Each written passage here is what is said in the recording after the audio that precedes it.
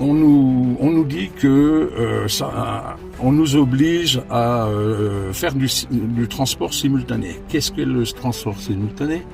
C'est-à-dire prendre en charge 2, 3 patients en même temps pour les transporter vers un hôpital lointain. Mais on croirait que c'est nouveau, on croirait que c'est une idée, on croirait que c'est une nouvelle solution. Mais nous, dans nos départements, mais ça fait des années qu'on fait du transport simultané. Donc il n'y a rien de nouveau là-dedans. Et on croirait qu'on va nous obliger à le faire. Mais ça, faut pas qu'on se trompe avec ça. Ça fait des années qu'on le fait. Donc il n'y a rien de nouveau sous le soleil. Maintenant, nous avons apporté au gouvernement une solution. Notre solution. C'est-à-dire que oui, il est vrai qu'il faut faire des efforts, qu'il faut faire des économies, parce que notre système de sécurité sociale ne fonctionne plus du tout. Donc on est tout à fait d'accord avec le fait de faire des économies. Mais des économies comment? Pas à la tronçonneuse. Absolument pas à la tronçonneuse.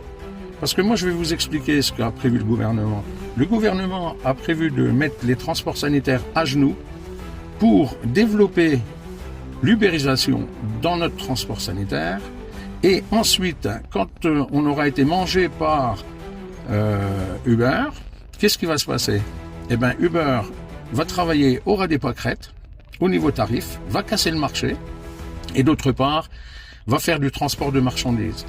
On l'a vu avec une grosse société de transport sanitaire, reprise dont je ne citerai pas le nom, qui commence par un J, qui a décroché, par exemple, je ne parle que des départements que je connais, qui ont décroché le plus gros marché des hôpitaux du 21.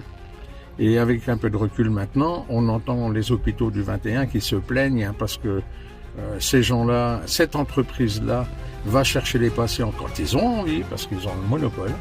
Ils vont chercher les patients quand ils ont envie, ils les ramènent quand ils ont envie, ils font vraiment ce qu'ils veulent, parce qu'il est vrai qu'au prix auquel ils travaillent, ils ne peuvent pas faire autrement que de faire du transport de marchandises, quoi, malheureusement.